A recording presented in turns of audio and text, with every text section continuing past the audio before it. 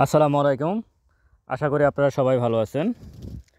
Bank holiday, bank বন্ধ, পুঁজিবাজারও বন্ধ। তো একটা বিষয় নিয়ে কথা বলতে চাচ্ছি, সেটা হচ্ছে স্মার্ট মানি থেকে আপনি আপনার শেয়ারকে কতটুকু মুক্ত রাখবেন। এই কথাটা, আমার এই কথাটা কিন্তু ট্রেডার ভাইরা পছন্দ করবেন না, কারণ ওনাদের ট্রেডিং যারা করেন তাদের কথা হচ্ছে যে কোন কোন শেয়ারে স্মার্ট মানি আছে, আমরা ওইখানে এন্ট্রি নেব। আর আমার শিরোনাম হচ্ছে যে স্মার্ট মানি থেকে দূরে থাকুন। কেন স্মার্ট মানি থেকে দূরে থাকবেন? আহ, আপনারা গত কয়েকদিন 15-16টা ওয়ার্কিং ডেজে দেখতে পাইছেন যে বি ক্যাটাগরি এবং জেড ক্যাটাগরির অনেকগুলো শেয়ারে স্মার্ট মানির একটা প্রভাব দেখা গেছে। হ্যাঁ, 100 জনের মধ্যে হয়তো 10-15 জন 20 জন প্রফিট করছে, বাকিরা কিন্তু ঠিকই লুজার হয়েছে। তো এক্ষেত্রে স্মার্ট মানি কখনোই আপনাকে টাকা বানানোর জন্য তারা স্মার্ট মানি একটা স্টকে এন্ট্রি নেয় না। একটা স্টকে স্মার্ট মানিরা কখনো এন্ট্রি নেয় না আপনি একজন ক্ষুদ্র বিনিয়োগকারী হয়ে টাকা বানাবেন।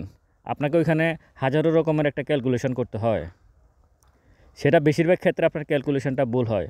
একটা স্টকের লো ফেডাফের একটা স্টক অথবা জাংস একটা শেয়ার নিয়ে স্মার্ট মানিরা প্লে করে, তারাই ক্যান্ডেল তৈরি করে, তারাই পজিশন তৈরি করে, তারাই লাল করবে না সবুজ করবে ওই স্টকের, এটা তারাই ঠিক করে। কিন্তু ওই ফাঁদে আপনি পা দেন। ওই ফাঁদে পা দিয়ে তারা যখন দেখে যে হ্যাঁ, আপনার যদি ভাগ্য ভালো হয় হয়তো আপনি প্রফিট করতে পারেন, কিন্তু একসাথে যখন অনেক ক্ষুদ্র বিনিয়োগকারী একসাথে ওই স্টকটাতে হাত দেয়, ওই স্টকে এন্ট্রি নেয়, তখনই কিন্তু ওইখান থেকে আপনি দেখতেছেন তার পজিশন অনুযায়ী সে আপ ট্রেন্ডে যাবে। হ্যাঁ, কিন্তু তারপরে পড়ে যায়। কেন পড়ে যায়?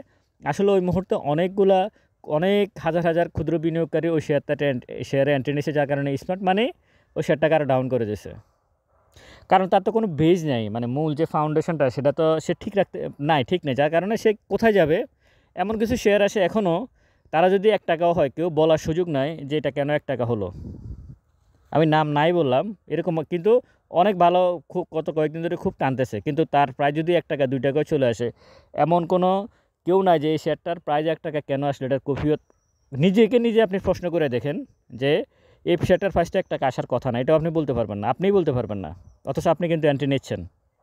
সুতরাং এই ধরনের স্মার্ট মানি থেকে আপনারা দূরে থাকবেন। এটা হচ্ছে আমার ট্রেডিংয়ের ক্ষেত্রে আমি বলতেছি, কারণ আপনি যত রকমের যত কিছুই করেন, আমি অন্তত যতগুলো পোর্টফোলিও দেখলাম, ওনারা কিন্তু একসময় এই স্মার্ট মানি শেয়ারগুলোতে এন্ট্রি নিয়েছে। আজকে ইন্ডেক্স যখন এভাবে পড়ছে তখন ওই শেয়ারগুলোর প্রাইস ওনাদের পোর্টফোলিওতে প্রায় 60-70% নাই হয়ে গেছে। এখনও কিছুটা রিকভার হওয়ার পরেও এখনও 50-60% ওনাদের পোর্টফোলিওতে নাই। কিন্তু যে শেয়ারগুলো ওনাদের পোর্টফোলিওতে আছে, ওই শেয়ারগুলো এক একজনের 20 লাখ 30 লাখ টাকার পোর্টফোলিওতে 15-20টা করে শেয়ার আছে, এবং প্রত্যেকটা শেয়ারেই একসময় গেমলিং আইটেম ছিল। একসময়, এখনও গেমলিং হয়, কিন্তু পরিস্থিতির আলোকে প্রাইস অনেক উপরে কিনেছিল, ইন্ডেক্স যখন 6000-এর উপর ছিল তখন কিনেছিল, এখন তো কোথায় চলে আসছে। তো সব কিছু মিলে আপনার এই ধরনের শেয়ারে এন্ট্রি নেওয়া থেকে বিরত থাকবেন। হ্যাঁ, স্মার্ট মানি আছে, এরকম অনেকগুলো শেয়ার আছে, আমি নাম এখন নাই বললাম, বিশেষ করে বি ক্যাটাগরি এবং জেড ক্যাটাগরির। এখন আমার কথা হচ্ছে যে কি, শুধু কি এই বি ক্যাটাগরি আর জেড ক্যাটাগরির মধ্যে স্মার্ট মানি আছে? ভালো শেয়ারগুলোতে ইউনিলিভার, ব্র্যাক ব্যাংক, ম্যারিকো, হ্যাঁ, Eastern Bank, Uttara Bank, Jamuna Bank, হ্যাঁ, শাহজালাল ইসলামী ব্যাংক, অথবা এদিক থেকে আপনি যদি লাফা চলছে লিন্ডে বিডি, এগুলোতে কি স্মার্ট মানি নাই? তাহলে শেয়ারগুলোর প্রাইস বাড়ে কেন? যতটা শেয়ারের প্রাইস বাড়ে ক্যাপিটাল গেইন হয়, প্রত্যেকটা শেয়ারে স্মার্ট মানি আছে।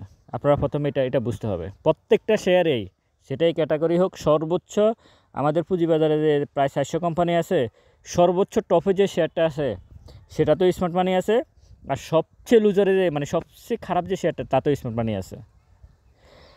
এখন স্মার্ট মানির সাথে আপনি প্লে করে পারবেন না, এটা সম্ভব না, কারণ তারা একটা সংঘবদ্ধ চক্র, সংঘবদ্ধ থেকে তাদের কাছে অ্যামাউন্টটা অনেক বেশি থাকে, একটা শেয়ারকে তারা যা খুশি তা করতে পারে, কিন্তু আপনি যা খুশি তাদের এই খেলার পুতুল হওয়ার আপনার দরকার নাই। আমি এমন অনেকগুলো শেয়ার দেখছি যারা মার্জিন ঋণ পায় না, কিন্তু তাদেরকে মার্জিন ঋণ দেওয়া হয়েছে এই কারণেই, তাদেরকে মার্জিন ঋণ করে দেওয়া হয়েছে এই কারণে, যাতে সাধারণ বিনিয়োগকারীরা মার্জিন ঋণ নিয়ে ওই শেয়ারটাতে এন্ট্রি নেয়, কারণ ওখানে অনেক বড় বড় গেমরা যারা তাদের টাকা আছে। তো এন্ট্রি নেওয়ার পরে পোর্টসেল পরে সব শেষ হয়ে যায়। আপনারা যে ইন্ডেক্স যে পড়লো এখানে যে পোর্টসেল দেখতেছেন তা না, নর্মাল মার্কেটেও পোর্টসেল হয়ে যায় অনেক সময়। মানে নর্মাল মার্কেটও ফোর সেলে পড়ে যায় অনেক সময় অনেক বিনিয়োগকারী। আপনারা হয়তো ইন্ডেক্স অনেক পড়ে গেছে, এই জন্য আপনারা দেখতেছেন সব ফোর সেল আসতেছে, মার্জিন নেওয়ার কারণে ফোর সেল আসতেছে, এটা তো নিউজে এখন বেশি আসতেছে। কিন্তু যখন মার্কেট খুবই স্টেবল থাকে, স্বাভাবিক থাকে, তখনও কিন্তু ফোর সেল হয়। সুতরাং আপনারা এই দিক থেকে সাবধান থাকবেন। এখন আসেন, ভালো স্টকে কি স্মার্ট মানি নাই? আছে, আমি একটু আগে বললাম আছে। ওই শেয়ারগুলোতে আপনাদেরকে পজিশন নিতে হবে আগেই। বছরের দুটো ভাগ করে ফেলবেন, জুন ক্লোজিং, ডিসেম্বর ক্লোজিং, আগেও বলছি। বছরের দুইবারেই এটাকে কি বলে ব্যবসা করতে হয়, দুইবারে শেয়ারে এন্ট্রি নিতে হয়। একটা সময় নিয়ে এন্ট্রি নিতে হয়, একদিনে এন্ট্রি নেওয়া যায় না। ইন্ডেক্সের দিকে খেয়াল রাখতে হয়, ইন্ডেক্স কোথায় আছে সে অনুযায়ী আপনার ভালো স্টকে আপনি আস্তে আস্তে পজিশন নেবেন। ইন্ডেক্সের দিকে অবশ্যই খেয়াল রাখতে হবে। আপনি ভালো শেয়ারের সাথে ইন্ডেক্সের একটা যোগসূত্র থাকে, এটা মাথায় রাখবেন।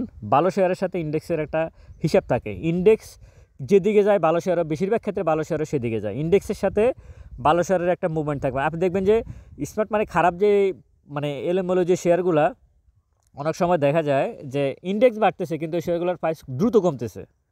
আর ভালো শেয়ারগুলো হচ্ছে সে একটা রেজিস্ট্যান্সে গেছে, তার প্রাইস আপ হয়েছে, আবার সে ডাউনে আসতেছে। সে ইন্ডেক্স বাড়ছে কমছে এটা না, সে তার প্রাইস লেভেলটাকে ধরে রেখেই নিচে আসতেছে, নিচে উপরে উঠতেছে। কিন্তু ইন্ডেক্সের সাথে তার একটা মিল থাকে। এখন কথা হচ্ছে যে আপনারা ইন্ডেক্স দেখে ক্যালকুলেশন করে তারপর আপনার ভালো স্টকগুলোতে আপনারা এন্ট্রি নেবেন। এটা সময় মানে স্মার্ট মানির প্রভাব মানে এটা না রবিবারে থেকে আপনি মঙ্গলবারে প্রফিট করলেন, মঙ্গলবারে কিনে আবার বৃহস্পতিবারে প্রফিট করবেন, এটা না স্মার্ট মানির কাজ। এটা না স্মার্ট মানির কাজ হচ্ছে আপনাকে ভালো শেয়ারে এন্ট্রি নিতে হবে, নিয়ে আপনি ওইখানে ট্রেড করেন, ওই জায়গায় ট্রেড করেন, সমস্যা নাই। কিছু কিছু শেয়ার আছে, এমন কিছু শেয়ার আছে খুবই ভালো ভালো, ওখানে যদি আপনি ট্রেড করতে পারেন, আবার যদি আপনি আটকেও যান, কোনো কারণে আপনার প্রাইস কমেও যায়, তাতেও সমস্যা নাই। আপনার 10 টাকার শেয়ারে যদি এটাকে কি বলে 12% ক্যাশ ডিভিডেন্ড দেয়, আপনি যদি ওইখানে 9 টাকা, 10 টাকা, 11 টাকা, 12 টাকা, 13 টাকাও শেয়ার কিনেন, আপনার কখনো না কখনো ওই শেয়ারটা ওইখানে যাবেই। একটা শেয়ার যদি 10% ক্যাশ ডিভিডেন্ড দেয়, ওই শেয়ারটার প্রাইস যদি 10 টাকা হয়, সে স্বাভাবিকভাবে 14-15 টাকায় চলে যাবে যদি সে বিগত বছরে গিয়ে থাকে এবং তার ইপিএস, নেট অপারেটিং ক্যাশ ফ্লোটা একটু দেখে নেবেন। এর বাহিরে আপনারা আসলে স্মার্ট মানির পিছনে ছুটার কোনো দরকার নাই। স্মার্ট মানির পিছনে আপনারা ছুটবেন না, কারণ এগুলো আপনাদেরকে দিন শেষে মার্কেট থেকে আউট করে দেয়, যেটা অলরেডি দিয়েছে। এক ভাই আমাকে সকালে ফোন দিয়েছে যে উনি একটা ব্যাংকে শেয়ার কিনবে, কিন্তু উনি পাচ্ছে না। দেখছে বায়ার আছে, মানে সেলার অ্যাক্টিভ আছে ওই রেটে, মানে 10 টাকা 50 পয়সা সেলার অ্যাক্টিভ আছে, কিন্তু ওই রেটে উনি বসে দেখছে যে এরপরে ওনাকে শেয়ার দিচ্ছে না। কিন্তু গ্রাফসে দেখা যাচ্ছে, মানে ইয়েতে আমি দেখতেছি যে সেল করার জন্য প্রস্তুত, কিন্তু উনি ওই দামে বসানোর পরেও শেয়ারটা পাচ্ছে না। তার মানে এখন আর কেউ শেয়ার সেল দিতে চাচ্ছে না। আমরা একটা ভালো দিনের অপেক্ষায় আছি। 25 সাল অবশ্যই 24 সালের মতো আজকে বছরের শেষ দিন, সবাই সবার জন্য দোয়া করবেন। 24 সাল যেভাবে পতন হয়েছে এই মার্কেটের, 21, 22, 23, 24 3-4 বছর যেভাবে মার্কেটে ফ্লোর প্লাস মার্কেট ডাউন, বিশেষ করে 24 সাল পুরোটাই মার্কেট ডাউন ছিল। 25 সাল ইনশাল্লাহ এভাবে বিনিয়োগকারীদের এই দিন এভাবে থাকবে না, তারা একটা ভালো দিনের প্রত্যাশায় ইনশাল্লাহ আগামীকাল থেকে আমরা দেখব। আপনারা এই জন্য আপনাদেরকে স্মার্ট মানির বিষয়ে বললাম আজকে যে বছরের শেষ দিন আপনারা স্মার্ট মানির পিছনে না দৌড়িয়ে, প্রত্যেকটা শেয়ারে স্মার্ট মানি আছে, আপনারা ভালো শেয়ারের পিছনে দৌড়ান। আপনি ট্রেডিশনাল আমাদের যে বিজনেসগুলো আছে, গাড়ির ব্যবসা বলেন, সিমেন্টের ব্যবসা, রডের ব্যবসা, স্বর্ণের ব্যবসা, জামা কাপড়ের ব্যবসা, আপনি যেই ব্যবসা করেন না কেন, আপনি ওখানে ক্যালকুলেশন করে দেখেন, আপনি যদি 1 লাখ টাকা ওখানে ইনভেস্ট করেন, 1 বছরে আপনি কত পার্সেন্ট বা 6 মাসে আপনি কত পার্সেন্ট প্রফিট করতে পারেন। আর যদি বৈধভাবে, আর আপনি যদি পুঁজিবাজারে আসেন, আপনি স্মার্ট মানির পিছনে না দৌড়িয়ে একটা সময় দিয়ে 4-5 মাস সময় দিয়ে আপনি একটা শেয়ার এন্ট্রি নিয়ে কত টাকা প্রফিট করতে পারবেন। আপনার এখানে কোনো অফিস লাগতেছে না, কোনো কর্মচারী লাগতেছে না, কিছুই লাগতেছে না। আপনি হিসেব করে দেখবেন যে এইখানে ইনকাম বেশি। আপনি জাস্ট 6 মাসের জন্য অপেক্ষা করেন সর্বোচ্চ। তো সুতরাং আমরা স্মার্ট মানির পিছনে দৌড়বো না, আমরা ভালো শেয়ারের কাছে থাকব। দিন শেষে ভালো একটা প্রফিট হবে। অবশ্যই ইন্ডেক্সের দিকে খেয়াল রেখে আপনারা ভালো শেয়ারে এন্ট্রি নেবেন। ভালো থাকবেন সবাই। ভিডিওটা ভালো লাগলে শেয়ার করবেন। আসসালামু আলাইকুম।